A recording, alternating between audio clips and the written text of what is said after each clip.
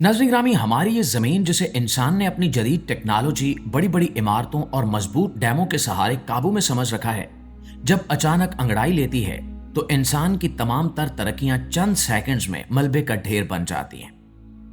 नेपाल और तिब्बत की सरहद पर वाक़ दुनिया के सबसे ऊंचे और मजबूत समझे जाने वाले हिमालय के पहाड़ों में कुछ ऐसा ही दिल दहला देने वाला सान्या पेश आया है, जिसने पूरी दुनिया को हिलाकर रख दिया है।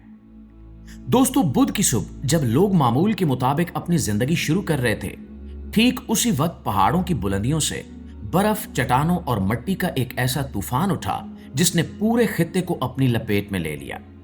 और कैमरे की आंख ने वो हौलनाक लम्हात महफूज किए जब नेपाल और चीन के बॉर्डर क्रॉसिंग पर लोग अपनी जानें बचाने के लिए इधर उधर भाग रहे थे।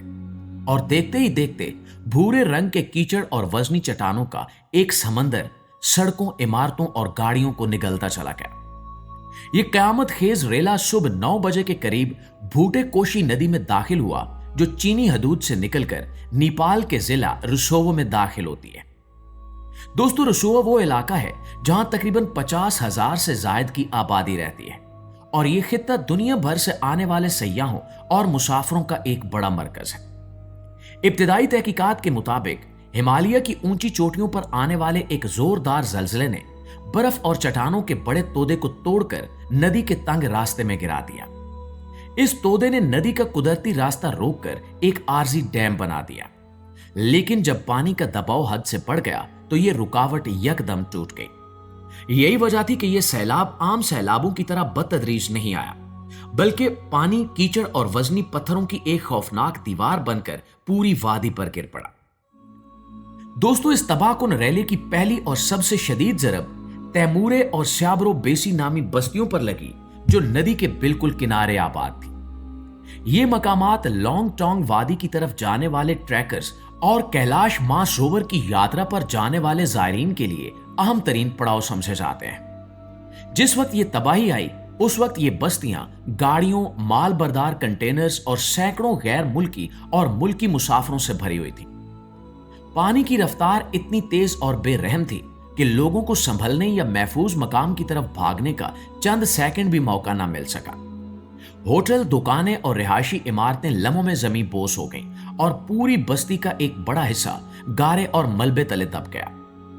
नेपाल के सरकारी हुकाम और बागमती सूबे की पुलिस के मुताबिक अब तक 31 से ज्यादा अफराद की हलाकत की तस्दीक हो चुकी है, लेकिन सबसे बड़ा खदशा इन सैकड़ों लापता अफराद का है जिनका ताहाल कोई सुराग नहीं मिल सका।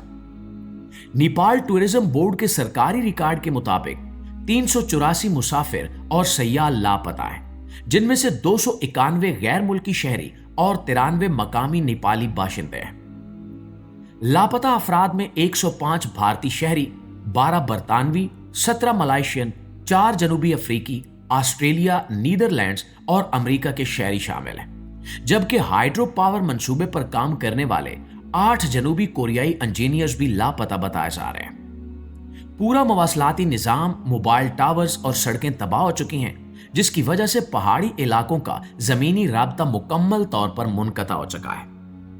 नाज़रीन, इस कुदरती आफत के बाद इमदादी कार्रवाइयों में पेश आने वाली रुकावटों ने सूरत हाल को और ज्यादा दिलखराश बना दिया है। नेपाली फौज के हेलीकॉप्टर कई घंटों तक मुतासरा इलाकों में लैंड नहीं कर सके, क्योंकि जमीन की जगह हर तरफ दलदली मिट्टी और गहरा कीचड़ फैला हुआ था। रेस्क्यू एहलकारों ने इंतहाई मुश्किल हालात में छतों पर पनाह लेते हुए और गारे में फंसे हुए लोगों को रस्सियों के जरिए फिजा में खींच कर निकाला। जारी करदा मनाजिर में साफ देखा जा सकता है कि जिंदा बच जाने वाले अफराद के जिस्म सर से पांव तक सुरमई मिट्टी में लथपथ हैं और खौफ इनके चेहरों पर तहरीर है। दर्जनों शदीद जख्मियों को फिजाई रास्ते से अस्पताल पहुंचाया गया, जबकि हजारों अफराद अब भी जिंदगी और मौत की कशमकश में हैं। नाज़रीन, तबाही का यह खौफनाक सिलसिला सिर्फ सरहदी इलाके तक महदूद नहीं रहा, बल्कि भूटे कोशी नदी जब त्रिशोली नदी में शामिल हुई तो इसने आगे चलकर नुआकोट और धादंग के इजला में भी जबरदस्त तबाही मचाई। त्रिशोली बाजार के करीब तकरीबन 60 से ज्यादा रिहायशी मकानात पानी के बहाव में बह गए और नदी पर बने 2 आम तरीन पुल मुकम्मल तौर पर तबाह हो गए। पहाड़ों से बहकर आने वाले इस रेले में गाड़ियां, माल बरदार कंटेनर्स और बड़ी इमारतों के हिस्से तिनकों की तरह तैरते हुए देखे गए। नेपाल का पावर ग्रिड भी बुरी तरह बैठ गया और मुल्क की 430 मेगावाट बिजली पैदा करने की सलाहियत अचानक बंद हो गई, जो कि नेपाल की कुल 3.2 गीगावाट हाइड्रो पावर सलाहियत का 12% से ज्यादा बनती है। रसोआगढ़ी, सांजीन खोला और अपर त्रिशूली जैसे अहम पन बिजली घर मलबे के नीचे दब चुके हैं।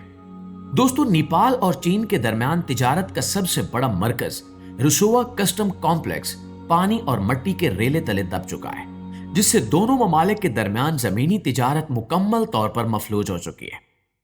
चीन की जानिब से ज़ेरोंग पोर्ट चौकी पर भी भारी जानी और माली नुकसान की इतलात हैं, जबकि सड़कें और बिजली का निजाम कट चुका है।